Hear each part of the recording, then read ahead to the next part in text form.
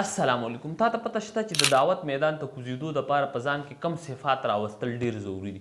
د هغو ټولو صفاتو یوه مجموعه او یوه چابي درته زه ښیم او هغه دی صبر. صبر اصل کې دې ته نه وایي چې ته بس خاموشه کښېنه او انتظار کوه. هغه علامه اقبال فرمایي چې هات پہ هات در منتظر فردا ہوئے، بلکې صبر اصل کې استقلال د ایمان هغه مضبوطي ته وایي، د وعدې هغه پختګي ته وایي، د نفس خواهشاتو هغه انضباط ته وایي، ثابت قدمي او شجاعت او مستقل مزاجي ته وایي. د دعوت میدان ته کوزیدو دپاره د ټولو نه پیل او د ټولو نه اهم او د ټولو نه ضروري شی چې تا سره پکار دی هغه دی صبر. مسلمانېدل، مومن جوړېدل دې ته نه وایي چې د ګلونو یو بستره ده او په هغې باندې سمله. دې خدمت اپناولو دپاره تا سره یو شی پکار دی او هغه دی صبر. دا صبر به راځي څنګه؟ یو شپږ شیونه تا کې صبر راوستی شي. پیلنی نمبر په الله باندې د ایمان پختګي، دویم نمبر ریالسټک اکسپیکټیشن ساتل، دریم نمبر خپل توجه په پروسیسز باندې ساتل نه کې په آوټکمز باندې، یعنی په ریزلټس باندې ته توجه مه ساته بلکې خپل کار باندې توجه ساته.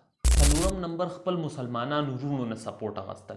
پنځم نمبر د رسول الله صلی الله علیه و آله وسلم او د هغې د کمپینینز د هغې د اصحابو واقعات په ذهن کې ساتل چې هغې کم کم تکالیف او کم کم امتحانات په دې لاره کې کتلي دي. دا ټول شیونه په ذهن کې ساتل. په دې باندې زموږ یو ویډیو ریکارډ تاسو یې کتلی شي. شپږم نمبر امید قایم ساتل، ناامیده کېدل نه. علامه اقبال رحمت الله علیه فرمایي چې نہو نومید نومیدی زوال علم و عرفاں ہے، امید مرد مومن ہے خدا کی رازدانوں میں. اللہ تعالیٰ حضرت موسیٰ علیہ السلام و حضرت هارون علیہ السلام ته فرمایي چې وقولا له قولا لینا لعله یتذکر او یخشى. وی فرعون ته ورشه او خبرې ورسره وکړه په نرمې لهجې باندې، کیدای شي چې ومني. نو الله تعالی تا ته دا ښیي چې ناامیده کېږي به نه، چا نه به نه ناامیده کېږي. فرعون چې خدای چیلنج کړی، دومره بیکاره او دومره فضول سړی، الله تعالی هغه بارې کې هم وایي چې هغه سره هم ښې خبرې وکړه، کیدای شي چې ومني.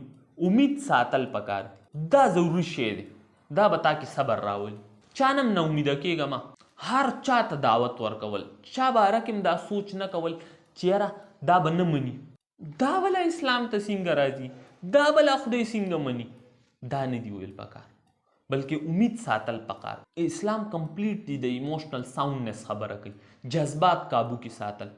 انشاءالله چېرته بلې ویډیو کې به په ډیټیل کې خبره وکړو چې ایموشنل ساوندنس وایي څه ته. امید لرم چې خپله خبره مې در ورسوله.